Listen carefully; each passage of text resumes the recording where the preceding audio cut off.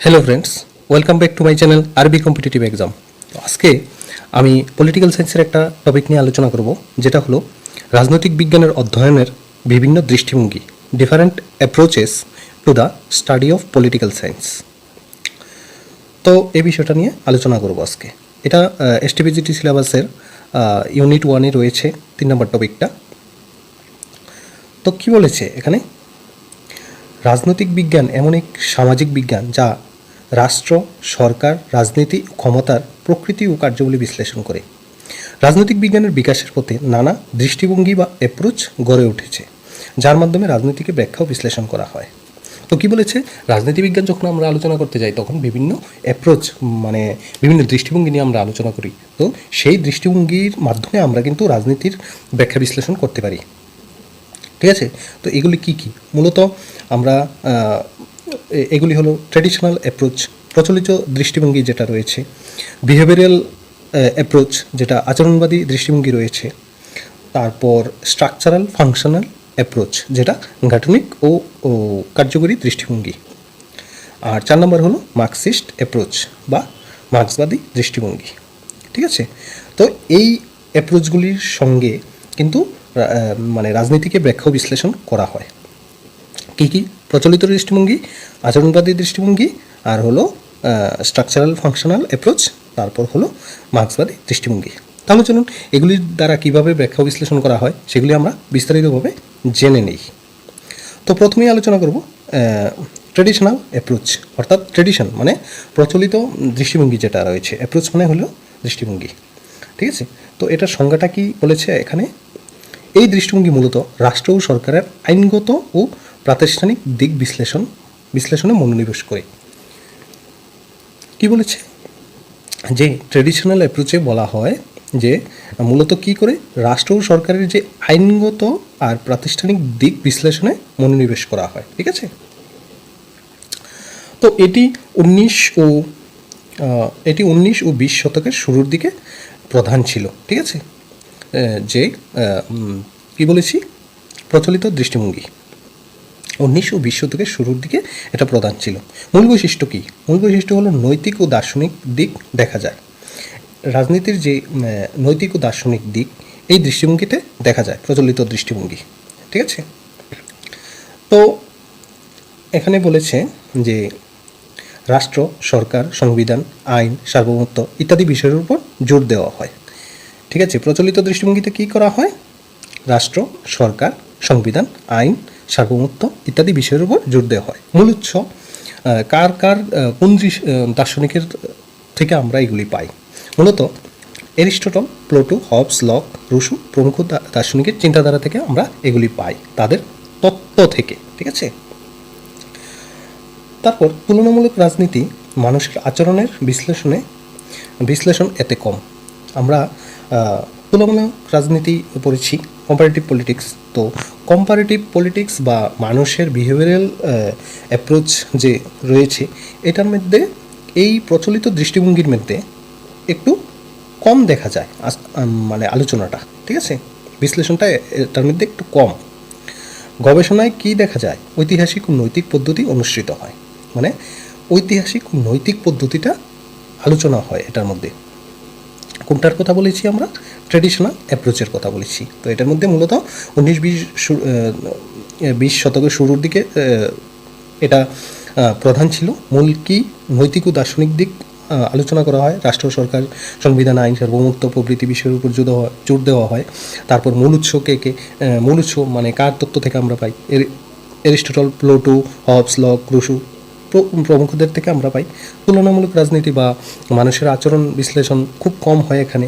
গবেষণায় দেখা যায় যে ঐতিহাসিক ও নৈতিক পদ্ধতি অনুসৃত হয়েছে এখানে, মানে আলোচনা হয়েছে। তো সমালোচনা কি? এটার কিন্তু প্রত্যেকটা দৃষ্টিভঙ্গির কিন্তু সমালোচনা রয়েছে। তো এটাও স্বাভাবিক, এটারও এই দৃষ্টিভঙ্গিরও একটা সমালোচনা রয়েছে। এটি অত্যন্ত আদর্শবাদী ও বিমূর্ত ধারণা। তারপরে মানুষের প্রকৃতি ও রাজনৈতিক আচরণ বিশ্লেষণ করে না। ঠিক আছে? বাস্তবতার চেয়ে আদর্শের উপর গুরুত্ব দেয়। ঠিক আছে? তো এই গেল যে প্রচলিত দৃষ্টিভঙ্গিটা আমরা আলোচনা করলাম। ঠিক আছে? তো আমরা আলোচনা করছি আজকে কিন্তু কী আলোচনা করছি? রাজনৈতিক বিজ্ঞানের অধ্যয়নের বিভিন্ন দৃষ্টিভঙ্গি নিয়ে আলোচনা করছি, ঠিক আছে? তো আমরা প্রথম আলোচনা করলাম ট্র্যাডিশনাল অ্যাপ্রোচ বা প্রচলিত দৃষ্টিভঙ্গি। এটা 19-20 শতকে শুরু হয়েছিল, ঠিক আছে? ওই সময় প্রধান ছিল Aristotle, Plato, Hobbes, Locke, Rousseau, তাদের থেকে আমরা পাই, ঠিক আছে? সমালোচনাও রয়েছে। তো এবার চলুন দেখে নিই বিহেভিয়ারাল অ্যাপ্রোচ। বিহেভিয়ারাল অ্যাপ্রোচ, আচরণবাদী দৃষ্টিভঙ্গি। তো এটার সংজ্ঞার মধ্যে কী রয়েছে? 1950-এর দশকেও মানে উদ্ভূত এই দৃষ্টিভঙ্গি রাজনীতিকে বৈজ্ঞানিক ও বাস্তবসম্মতভাবে বিশ্লেষণ করার চেষ্টা করে। এটি মানুষের রাজনৈতিক আচরণ বা পলিটিক্যাল বিহেভিয়ারের উপর ভিত্তি করে গঠিত হয়েছে। এটা প্রধানত কী করে? এটা মানুষের বৈজ্ঞানিক ও বাস্তবসম্মতভাবে কী করে মানুষের রাজনৈতিক আচরণ আলোচনা করে, ঠিক আছে? মূল বৈশিষ্ট্য একটু দেখে নিই। এটা কী করে? মানুষের রাজনৈতিক আচরণ আলোচনা করে, ঠিক আছে? কী অ্যাপ্রোচ এটা? বিহেভিয়ারাল অ্যাপ্রোচ, অর্থাৎ আচরণবাদী দৃষ্টিভঙ্গি। দেখুন, আচরণবাদী দৃষ্টিভঙ্গি কথার মধ্যেই কিন্তু আচরণের আলোচনা যে হবে এটা কিন্তু বোঝা যায়। মূল বৈশিষ্ট্য কী? রাজনীতির গবেষণায় কী দেখা যায়? বৈজ্ঞানিক পদ্ধতি বা সায়েন্টিফিক মেথড ব্যবহার করা হয়। রাজনৈতিক প্রতিষ্ঠান নয়, মানুষের আচরণ ও মনোভাবকে কেন্দ্র করে বিশ্লেষণ করা হয়। রাজনৈতিক প্রতিষ্ঠানগুলি আলোচনা করে না, কী করে? মানুষের আচরণ আর মনোভাবকে কেন্দ্র করে বিশ্লেষণ করা হয়। যেমন পর্যবেক্ষণ, জরিপ, পরিসংখ্যান ইত্যাদির ব্যবহার করা হয়। তারপর হলো এই দৃষ্টিভঙ্গির কিছু প্রমুখ নাম, যেমন ডেভিড স্টোন, গ্রেভিয়াল, আলমন্ড প্রমুখ প্রবক্তা, ঠিক আছে? তো politics is the study of human behaviour in political context, এই ভাবনাকে প্রতিফলিত করে। কী বলেছে? Politics is the study of human behaviour in political context, এই ভাবনাকে প্রতিফলিত করে, ঠিক আছে? তো আমরা যেমন প্রচলিত দৃষ্টিভঙ্গির আমরা সমালোচনা পেয়েছি, তো বিহেভিয়ারাল অ্যাপ্রোচের কিন্তু সমালোচনা অবশ্যই থাকবে। তো এটার সমালোচনা কি? অত্যধিক তথ্য নির্ভর হয়ে নৈতিক দিক অবহেলা করেছে। দেখুন, আগের দৃষ্টিভঙ্গি, প্রচলিত দৃষ্টিভঙ্গিতে কিন্তু মানে নৈতিক দিকগুলি আলোচনা বেশি হয়েছিল, কিন্তু তথ্য নির্ভর আলোচনা হয়নি, বা মানুষের আচরণ আলোচনা করেনি। কিন্তু এটার মধ্যে কি হয়েছে? মানুষের আচরণ আলোচনা হয়েছে, কিন্তু নৈতিক দিকগুলি বাদ দেওয়া হয়েছে, ঠিক আছে? বা এগুলির উপর একটু মানে লক্ষ্য করা হয়নি বা অবহেলা করা হয়েছে। রাজনৈতিক প্রতিষ্ঠানের গুরুত্ব উপেক্ষা করা হয়, ঠিক আছে? প্রতিষ্ঠানের উপর গুরুত্বটা একটু কম দেয়, ঠিক আছে? মানুষের আচার আচরণ যেহেতু আলোচনা করা হয় এই দৃষ্টিভঙ্গিতে। বৈজ্ঞানিক নিরপেক্ষতা বজায় রাখা কঠিন, ঠিক আছে? এইগুলো আমাদের দুটো দৃষ্টিভঙ্গি আমরা আলোচনা করে নিলাম। তৃতীয় দৃষ্টিভঙ্গি হলো স্ট্রাকচারাল ফাংশনাল অ্যাপ্রোচ। কী বলেছে এটার মধ্যে? ঘটনিক কার্যকরী দৃষ্টিভঙ্গি সংজ্ঞা। তো এই দৃষ্টিভঙ্গি সমাজবিজ্ঞানের প্রভাবে রাজনীতিকে বিশ্লেষণ করে। এতে বলা হয়, সমাজ ও রাজনৈতিক ব্যবস্থা বিভিন্ন ঘটন এবং তাদের কার্য দ্বারা পরিচালিত হয়। কি বলেছে এই দৃষ্টিভঙ্গি? কি দৃষ্টিভঙ্গি এটা? স্ট্রাকচারাল ফাংশনাল অ্যাপ্রোচ, মানে গঠনগত কার্যকরী দৃষ্টিভঙ্গি, ঠিক আছে? এই দৃষ্টিভঙ্গিতে কি করা হয়? এই দৃষ্টিভঙ্গিতে দেখুন কি বলেছে, সমাজবিজ্ঞানের প্রভাবে রাজনীতিকে বিশ্লেষণ করে, ঠিক আছে? এতে সমাজ ও রাজনৈতিকের যে বিভিন্ন ঘটন রয়েছে, সমাজের ঘটন রয়েছে, তাদের কার্য রয়েছে, রাজনীতির ঘটন রয়েছে, তাদের কার্য রয়েছে, তাদের দ্বারা পরিচালিত হয়, ঠিক আছে? এই মানে ঘটনগত আলোচনা করা হয়, ঠিক আছে? মূল বৈশিষ্ট্য কী? রাজনীতিকে একটি ব্যবস্থা বা সিস্টেম হিসাবে দেখা হয়, রাজনীতিকে একটি ব্যবস্থা বা সিস্টেম হিসাবে ধরা হয়। প্রতিটি রাজনৈতিক প্রতিষ্ঠানে যেমন সংসদ, নির্বাহী, বিচার বিভাগ, দল, নির্দিষ্ট কার্য আছে তাদের, এগুলি ফাংশন আলোচনা করা হয় আর কি। প্রতিটি রাজনৈতিক প্রতিষ্ঠানের নির্দিষ্ট কার্য আছে, যেমন কে সংসদ, নির্বাহী, বিচার বিভাগ, দল, প্রত্যেকটা বিভাগের কিন্তু কাজ রয়েছে, ঠিক আছে? এইভাবে আলোচনা করা হয়। তো রাষ্ট্রবিজ্ঞানী কে রয়েছে এই দৃষ্টিভঙ্গির? ডেভিড স্টোন, গ্রেভিয়াল, আলমন্ড দৃষ্টিভঙ্গির প্রবক্তা। তো আমরা প্রথম যে প্রচলিত দৃষ্টিভঙ্গি, এটার মধ্যে কাকে পেয়েছিলাম? Aristotle, Plato, Hobbes, Locke, Rousseau, ঠিক আছে? আর বিহেভিয়ারাল অ্যাপ্রোচে আমরা কাদের পেয়েছি? ডেভিড স্টোন, গ্রেভিয়াল, আলমন্ড, তাদের নাম পেয়েছি। আর স্ট্রাকচারাল অ্যাপ্রোচে আমরা কাকে পাই? ডেভিড স্টোন, এটার মধ্যে ডেভিড স্টোন আর গ্রেভিয়াল আলমন্ড রয়েছে, ঠিক আছে। এটার মধ্যেও ডেভিড স্টোন এবং গ্রেভিয়াল আলমন্ডের আলোচনা রয়েছে, ঠিক আছে, ওনারাই করেছেন। তারপর ঘটন কার্য এর ব্যাখ্যা করা হয়, গঠন আর কার্য সম্পর্কে ব্যাখ্যা করা হয় এই অ্যাপ্রোচে। বিভিন্ন দেশের রাজনৈতিক ব্যবস্থা তুলনা করতে ব্যবহার হয়। বিভিন্ন যে দেশের, ধরুন আমেরিকা, ব্রিটেন, তারপর কানাডা, তারপর ফ্রান্স, ঠিক আছে, ওইসব দেশের সঙ্গে বা বিভিন্ন দেশের অন্যান্য যা দেশ রয়েছে তাদের যে রাজনৈতিক ব্যবস্থা সেগুলির সঙ্গে তুলনা করা হয়। তারপর উদাহরণের মধ্যে বলেছে যে সংসদ গঠনের একটি স্ট্রাকচার ও আইন প্রণয়ন তার ফাংশন। সংসদের গঠন একটি স্ট্রাকচার এবং আইন তার ফাংশন, মানে সংসদ, যে আমাদের সংসদ রয়েছে, এই সংসদের একটি স্ট্রাকচার আছে কিন্তু, ঠিক আছে। লোকসভা, রাজ্যসভা এবং রাষ্ট্রপতি নিয়ে সংসদ গঠিত হয়, আপনারা অবশ্যই জানেন। তো এটা হলো স্ট্রাকচার তার। তো এগুলিরও তো ফাংশন রয়েছে। লোকসভার একটা কাজ রয়েছে, রাজ্যসভার একটা কাজ রয়েছে, রাষ্ট্রপতি তো দেশের সুপ্রিমো, ঠিক আছে। তো সুপ্রিমো অর্থাৎ আমি বলেছি মানে রাষ্ট্রপতি হল মানে প্রধান, ঠিক আছে। তো ওনারও কিন্তু একটা কাজ রয়েছে, ঠিক আছে। তো উনি তো রাষ্ট্রপতি অবশ্য নাম সর্বস্ব শাসক, ওনাকে সুপ্রিমো বলা যায়, কিন্তু তবে উনি কিন্তু কাগজপত্রে, ঠিক আছে। আসল মেইন প্রধান যে ভূমিকা পালন করে উনি তো প্রধানমন্ত্রী, ঠিক আছে। যাই হোক, ওটা হলো অন্য বিষয়। যখন আমরা প্রধানমন্ত্রী রাষ্ট্রপতি আলোচনা করবো তখন আমরা সেটা দেখে নেব। তো এখন আমরা বলছি যে সংসদের গঠনের যে স্ট্রাকচারটা আর তাদের যে কাজগুলি রয়েছে সেগুলি নিয়ে আলোচনা করা হয় এই দৃষ্টিভঙ্গিতে। তো সমালোচনা রয়েছে কি ঘটন কার্য সমাজে সমান নয়, যার ঘটন কার্য কিন্তু সমান হবে না, তাই তুলনা সবসময় নির্ভুল হয় না, ঠিক আছে। সংস্কৃতি ও ঐতিহ্যের প্রভাব অনেক সময় উপেক্ষা করা হয়, ঠিক আছে। তো আমরা 3টা অ্যাপ্রোচ পড়ে নিলাম, ঠিক আছে। তারপর হলো মার্ক্সবাদী দৃষ্টিভঙ্গি, মার্কসিস্ট অ্যাপ্রোচ, ঠিক আছে। মার্কসিস্ট অ্যাপ্রোচ সংজ্ঞা কি বলেছে? কার্ল মার্কসের চিন্তাধারা, ঠিক আছে।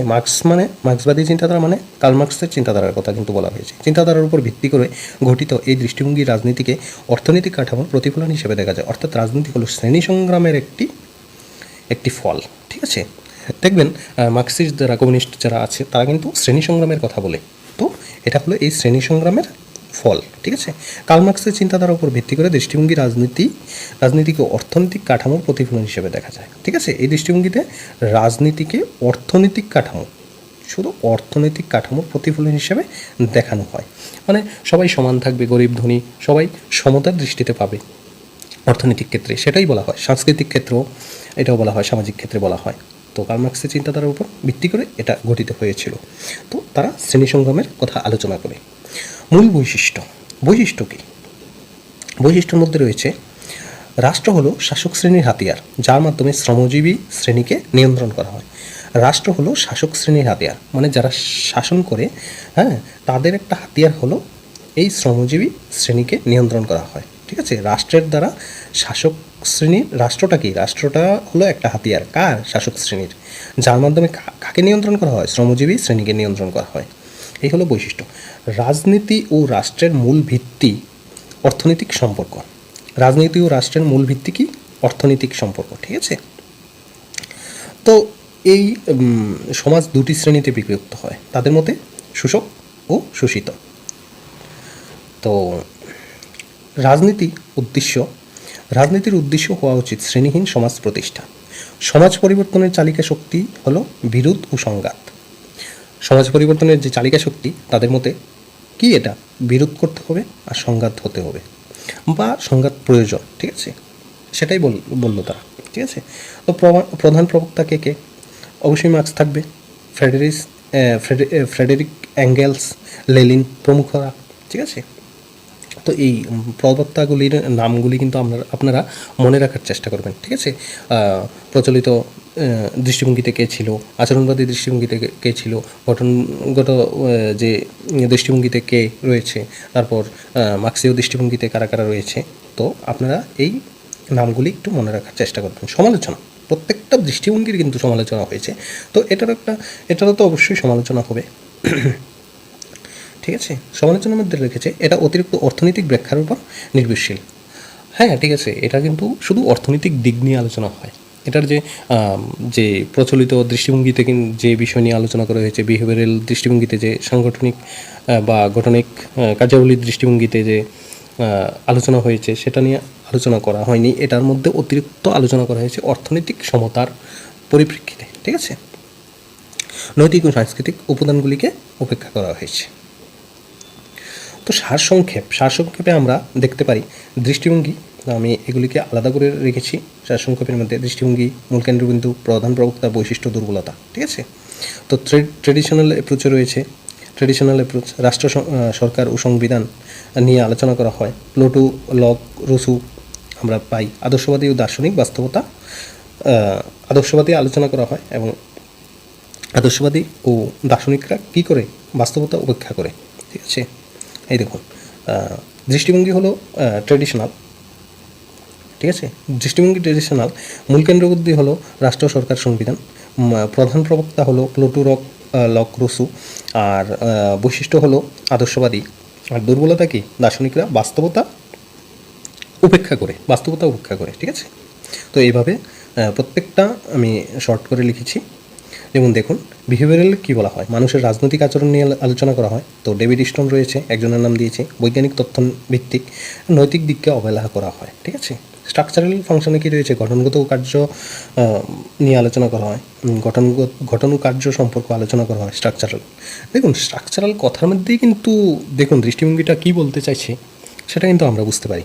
তো রাষ্ট্রবিজ্ঞানী রয়েছে আলমন্ড, স্টোন।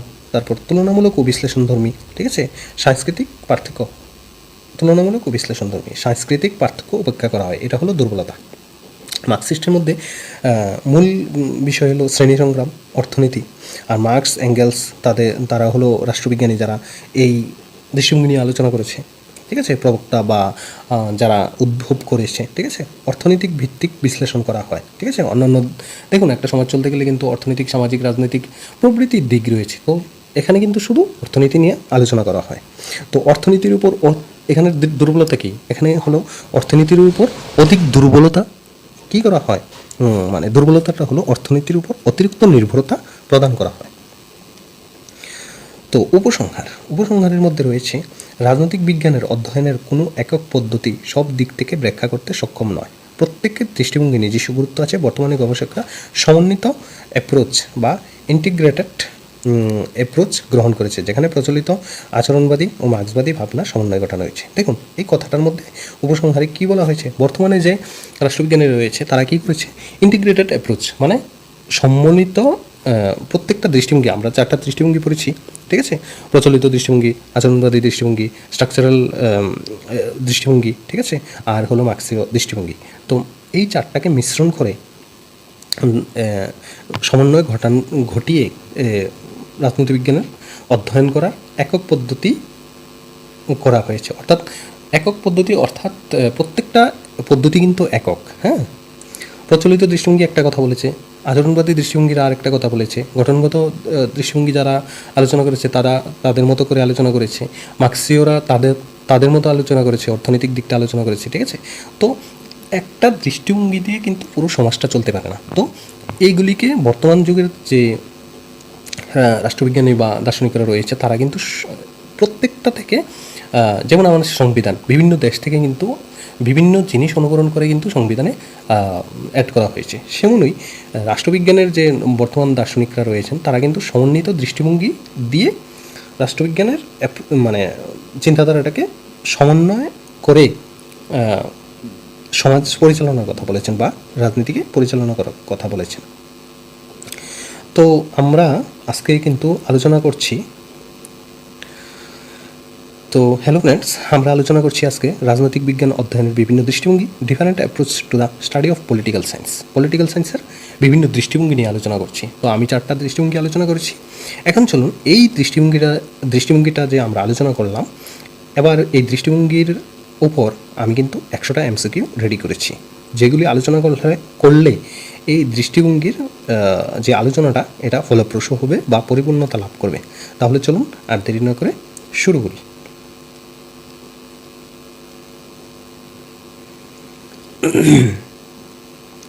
তো প্রথম এমসিকিউ, প্রচলিত দৃষ্টিভঙ্গি মূলত কোন বিষয়ের উপর জোর দেয়? অপশন এ অর্থনীতি, অপশন বি রাষ্ট্র ও সরকার, অপশন সি মনস্তত্ত্ব, অপশন ডি সমাজবিজ্ঞান। তো উত্তর হবে অপশন বি রাষ্ট্র ও সরকার। ঠিক আছে।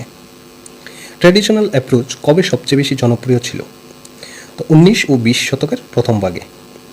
প্রচলিত দৃষ্টিভঙ্গি কাদের চিন্তায় প্রভাবিত? উত্তর Pluto, Aristotle, Locke, Rousseau. Traditional approach এ রাজনীতি কিভাবে দেখা হয়? দার্শনিকভাবে। ঠিক আছে। ট্র্যাডিশনাল অ্যাপ্রোচ প্রধানত কোন পদ্ধতি অনুসরণ করে? ঐতিহাসিক ও নৈতিক। আমি বিভিন্ন অপশনগুলি আর পড়ছি না। ঠিক আছে। যেমন option A, option B, option C, option D. হ্যাঁ, এভাবে করতে গেলে ভিডিওটা অনেক লম্বা হয়ে যাবে। তো আমি সেই জন্য শুধু প্রশ্নটা পড়ছি আর উত্তরটা বলছি। ঠিক আছে। ট্র্যাডিশনাল অ্যাপ্রোচের একটি দুর্বলতা হলো বাস্তবতাকে উপেক্ষা করে। প্রচলিত দৃষ্টিভঙ্গি মূলত কী ব্যাখ্যা করে?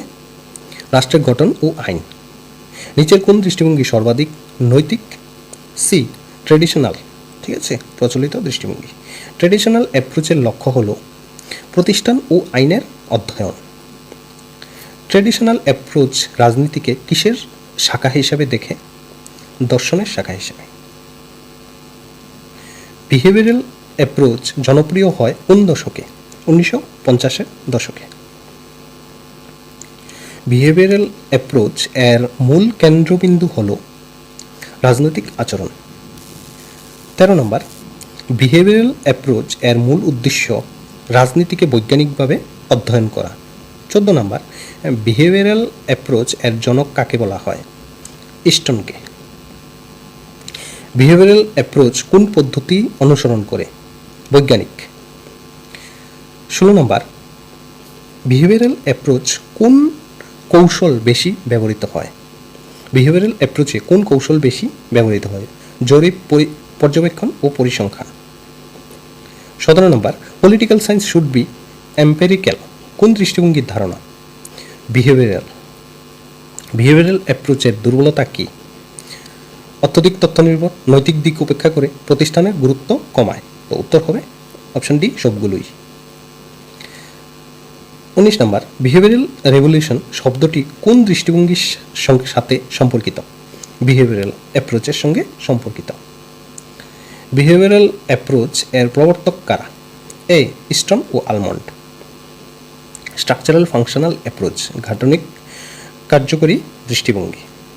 21 নম্বর, স্ট্রাকচারাল ফাংশনাল অ্যাপ্রোচের মূল উৎস কোথায়? সমাজবিজ্ঞান। স্ট্রাকচারাল অ্যাপ্রোচের প্রবর্তক কারা? ইস্টন ও আলমন্ড। স্ট্রাকচারাল ফাংশনাল অ্যাপ্রোচ কী বিশ্লেষণ করে? গঠন ও কার্য। স্ট্রাকচার বলতে কী বোঝায়? রাজনৈতিক প্রতিষ্ঠান। ফাংশন বলতে কী বোঝায়? প্রতিষ্ঠানের কাজ বা ভূমিকা। স্ট্রাকচারাল ফাংশন দৃষ্টিভঙ্গি কোথায় বেশি ব্যবহৃত হয়? তুলনামূলক রাজনীতিতে। স্ট্রাকচারাল ফাংশনাল দৃষ্টিভঙ্গি রাজনীতিকে কিভাবে দেখে? একটি ব্যবস্থা হিসাবে। 28 নম্বর, সিস্টেম থিওরি কার অবদান? এ ইস্টন। স্ট্রাকচারাল ফাংশনাল অ্যাপ্রোচ এর মূল শক্তি কী? তুলনামূলক বিশ্লেষণ। 30, স্ট্রাকচারাল ফাংশনাল অ্যাপ্রোচ এর একটি দুর্বলতা সংস্কৃতিগত পার্থক্য উপেক্ষা করে। মার্কসিস্ট 31, মার্কসিস্ট অ্যাপ্রোচ কার উপর ভিত্তি করে? Karl Marx. মার্কসিস্ট অ্যাপ্রোচ রাজনীতিকে কিসের ফল মনে করে? শ্রেণী সংগ্রাম। 33, মার্কসিস্ট দৃষ্টিভঙ্গি কোন দিককে সবচেয়ে বেশি গুরুত্ব দেয়? অর্থনীতি। মার্কসিস্ট চিন্তায় সমাজ কয়টি শ্রেণীতে বিভক্ত? বি 2টি।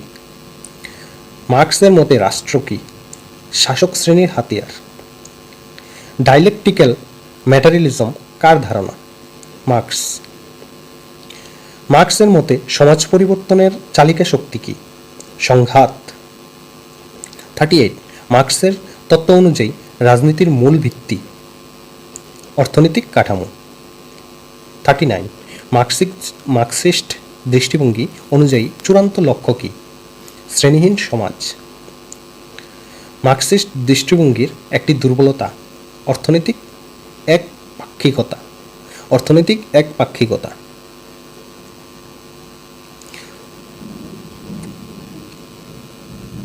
41 বিহেভিয়ারাল অ্যাপ্রোচের বিপরীতে কোন দৃষ্টিভঙ্গি তৈরি হয়? Post behavioural. 42 বিহেভিয়ারালিজম এর মূল লক্ষ্য কী? বৈজ্ঞানিকভাবে রাজনীতির অধ্যয়ন। বিহেভিয়ারাল অ্যাপ্রোচ এ কোনটি বেশি গুরুত্ব পায়? ব্যক্তির আচরণ। 44 পোস্ট বিহেভিয়ারাল অ্যাপ্রোচ কিসের প্রতিক্রিয়ায় আসে? বিহেভিয়ারালিজম এর অতিরিক্ত তথ্য নির্ভরতার কারণে। 45 পোস্ট বিহেভিয়ারালিজম এর মূলনীতি কী? গবেষণায় হতে হবে সামাজিকভাবে প্রাসঙ্গিক। 46 বিহেভিয়ারাল অ্যাপ্রোচ এর মধ্যে কোন ধারণা প্রাধান্য পায়? Value free analysis. 46 নম্বরটা আমি আবার পড়ছি। বিহেভিয়ারাল অ্যাপ্রোচ এর মধ্যে কোন ধারণা প্রাধান্য পায়? A value free analysis, B moral judgement, C religious belief, D historical theory. উত্তর হবে option A value free analysis. 47 structural functional approach এর উদ্ভব কোন ধারার প্রভাবে? সমাজবিজ্ঞানের প্রভাবে। স্ট্রাকচারাল ফাংশনাল দৃষ্টিভঙ্গিতে সমাজকে দেখা হয় জীবন্ত একটি ব্যবস্থা হিসেবে। Structural functional approach a system বলতে বোঝায় পরস্পর নির্ভরশীল গঠন ও কার্য। স্ট্রাকচারাল ফাংশনালিজম এর একটি গুরুত্বপূর্ণ বৈশিষ্ট্য তুলনামূলক অধ্যয়ন। মার্ক্সবাদ অনুযায়ী ইতিহাসের চালিকা শক্তি কি? অর্থনীতি। মার্ক্সিজম এ রাজনীতির প্রধান উদ্দেশ্য কি? শ্রেণীহীন সমাজ প্রতিষ্ঠা। মার্ক্সের মতে state is an instrument of. উত্তর হবে ক্লাস ডোমিনেশন। মার্ক্সের মতে রাষ্ট্রের বিলোপ হবে কবে? শ্রেণীহীন সমাজ প্রতিষ্ঠার পর। মার্ক্সিস্ট দৃষ্টিভঙ্গিতে রাজনীতি কিসের অংশ? অর্থনৈতিক কাঠামোর। মার্ক্সের ইকোনমিক ডিটারমিনিজম বলতে কি বোঝায়? অর্থনীতি সমাজের ভিত্তি। 57 মার্ক্সের মতে সমাজ পরিবর্তন হয় কিভাবে? শ্রেণী সংগ্রামের মাধ্যমে। 58 মার্ক্সিস্ট অ্যাপ্রোচের মতে রাজনীতি হল অর্থনৈতিক শ্রেণী সংগ্রামের প্রতিফলন। মার্ক্সিস্ট তত্ত্বে সুপারস্ট্রাকচার বলতে বোঝায় অর্থনৈতিক ভিত্তির উপর নির্মিত প্রতিষ্ঠান। 60 মার্ক্সিস্ট তত্ত্বে বেজ বলতে বোঝায় অর্থনৈতিক উৎপাদন ব্যবস্থা। 61 কোন দৃষ্টিভঙ্গি সবচেয়ে নৈতিক? ট্র্যাডিশনাল। 62 কোন দৃষ্টিভঙ্গি সবচেয়ে বৈজ্ঞানিক? বিহেভিয়ারালিজম। স্ট্রাকচারাল ফাংশনাল এর মূল বিষয় কি? গঠন ও কার্য সম্পর্ক। 64 মার্ক্সিস্ট ও বিহেভিয়ারাল অ্যাপ্রোচের পার্থক্য কোথায়? মার্ক্সিস্ট হলো অর্থকেন্দ্রিক, আমরা জানি যেটা। বিহেভিয়ারালটা কি? আচরণ কেন্দ্রিক। ট্র্যাডিশনাল অ্যাপ্রোচ এ তথ্যের উৎস কি? ইতিহাস ও দর্শন। 66 বিহেভিয়ারাল অ্যাপ্রোচে তথ্য সংগ্রহের পদ্ধতি কি? প্রশ্নোত্তর, জরিপ, পর্যবেক্ষণ। মার্ক্সিস্ট অ্যাপ্রোচের মূল লক্ষ্য কি? সমাজতান্ত্রিক রাষ্ট্র প্রতিষ্ঠা। স্ট্রাকচারাল অ্যাপ্রোচ এ রাজনৈতিক ব্যবস্থার কোন দিক দেখা হয়? প্রতিটি অংশের ভূমিকা। 69 ট্র্যাডিশনাল অ্যাপ্রোচে কোন বিষয়ের সাথে যুক্ত? নরমেটিভ পলিটিক্যাল থিওরি। নরমেটিভ মানে নৈতিক, ঠিক আছে? Political theory. ট্র্যাডিশনাল তো নৈতিকের কথাই বলেছে, তো এটা তো নরমেটিভই হবে, ঠিক আছে? 70 বিহেভিয়ারাল অ্যাপ্রোচ যুক্ত কোন প্রবণতার সাথে? Empirical political analysis. David Easton কোন দৃষ্টিভঙ্গির সাথে যুক্ত? বিহেভিয়ারাল ও স্ট্রাকচারাল। গ্যাব্রিয়েল আলমন্ড কোন তত্ত্বের সাথে যুক্ত? Structural functional. কার্ল মার্কসের প্রধান রচনা দাস ক্যাপিটাল। মার্কসের সহযোগী কে ছিলেন? Frederic angles. ট্র্যাডিশনাল অ্যাপ্রোচের মূল প্রেরণা কোন দর্শন থেকে আসে? গ্রিক দর্শন। বিহেভিয়ারাল অ্যাপ্রোচের কেন্দ্রীয় ধারণা পলিটিক্যাল বিহেভিয়ার। 77 স্ট্রাকচারাল ফাংশনালিজম কোন সামাজিক বিজ্ঞান থেকে প্রভাবিত? সোসিওলজি। মার্কসিস্ট অ্যাপ্রোচের লক্ষ্য শ্রেণীহীন সমাজ। ট্র্যাডিশনাল অ্যাপ্রোচে রাজনীতি দেখা হয় রাষ্ট্র ও সরকারের কার্যক্রম হিসেবে। 80 বিহেভিয়ারালিজম অ্যাপ্রোচে রাজনীতি দেখা হয় মানুষের আচরণের অধ্যয়ন হিসেবে। 81 কোন দৃষ্টিভঙ্গি বাস্তবতার চেয়ে আদর্শে বিশ্বাসী? ট্র্যাডিশনাল। কোন দৃষ্টিভঙ্গি রাজনীতিকে সায়েন্স অফ পাওয়ার হিসাবে দেখে? বিহেভিয়ারালিজম। 83 স্ট্রাকচারাল ফাংশনালিজম কোন পদ্ধতি ব্যবহার করে? Comparative method. মার্কসিস্ট দৃষ্টিভঙ্গি কোন তত্ত্বের বিপরীতে দাঁড়ায়? লিবারেলিজম, উদারনৈতিক দৃষ্টিভঙ্গির। গণতন্ত্রের মধ্যে আমরা পড়েছি লিবারেল ডেমোক্রেসি, ঠিক আছে, সোশিয়ালিস্ট ডেমোক্রেসি। তো উদারনৈতিক দৃষ্টিভঙ্গির বিপরীতে রয়েছে সোশিয়ালিস্ট ডেমোক্রেসি। তো মার্কসিস্ট যেহেতু শুধু শ্রেণী সংগ্রাম অর্থনৈতিক বিষয়ের কথা বলেছেন, তো এটা তো সমাজ যে ডেমোক্রেসি, সমাজতান্ত্রিক ডেমোক্রেসির সঙ্গে একসাথে দাঁড়ায়, তো এটা তো উদারনৈতিকের বিপরীতেই হবে, ঠিক আছে। বিহেভিয়ারাল অ্যাপ্রোচ কোন তত্ত্বের সীমাবদ্ধতার প্রতিক্রিয়া হিসেবে গড়ে ওঠে? Traditional approach. কি বলেছে? বিহেভিয়ারাল অ্যাপ্রোচ কোন তত্ত্বের সীমাবদ্ধতার প্রতিক্রিয়া হিসেবে গড়ে উঠেছে? ট্র্যাডিশনাল অ্যাপ্রোচের সীমাবদ্ধতা কি? নৈতিকতা, ঠিক আছে, নৈতিকতা নিয়ে বাস্তবতাকে উপেক্ষা করে। আর বিহেভিয়ারাল অ্যাপ্রোচে কিন্তু বাস্তবতাকে উপেক্ষা করা হয় না। মার্কসিস্ট তত্ত্ব অনুযায়ী রাষ্ট্র হলো শ্রেণী শাসনের হাতিয়ার। 87 বিহেভিয়ারালিজম এ রাজনীতিকে দেখা হয় মানব আচরণের অংশ হিসেবে। 88 স্ট্রাকচারালিজম এর মূল উদ্দেশ্য সমাজে প্রতিটি প্রতিষ্ঠানের ভূমিকা বিশ্লেষণ। 89 মার্কসিজম এর মতে রাজনীতির ভিত্তি উৎপাদন সম্পর্ক। 90 বিহেভিয়ারালিজম এর মতে রাজনীতির ভিত্তি মানবাচরণ। 91 ট্র্যাডিশনাল অ্যাপ্রোচের অধ্যয়ন পদ্ধতি হিস্টোরিক্যাল ও ফিলোসফিক্যাল।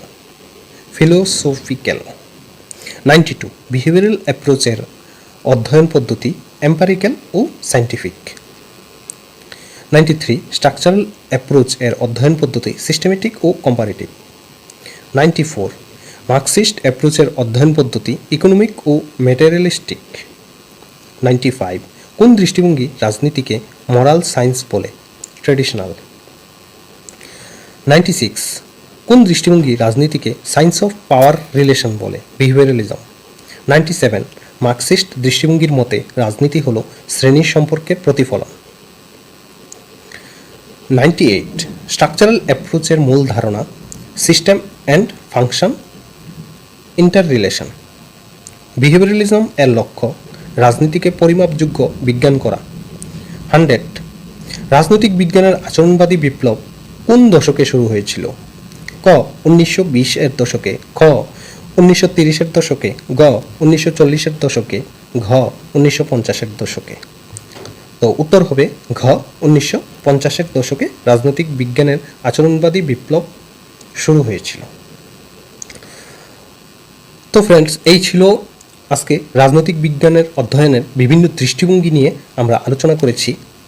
তো আমরা বিষয়টা কি বুঝলাম, ঠিক আছে, বিভিন্ন দৃষ্টিভঙ্গি নিয়ে আলোচনা করলাম, তারপর 100টা MCQ আলোচনা করলাম। তো আশা করি এই আলোচনায় আপনারা অল্প হলেও উপকৃত হবেন, এবং আমি চাইব এরকম যদি আরও ক্লাস পেতে চান তাহলে আমার এই চ্যানেলের সঙ্গে যুক্ত থাকুন। অবশ্যই আমি আরও ক্লাস নিয়ে আসব। তো শেষ পর্যন্ত থাকার জন্য অনেক অনেক ধন্যবাদ। ভালো থাকবেন। নমস্কার।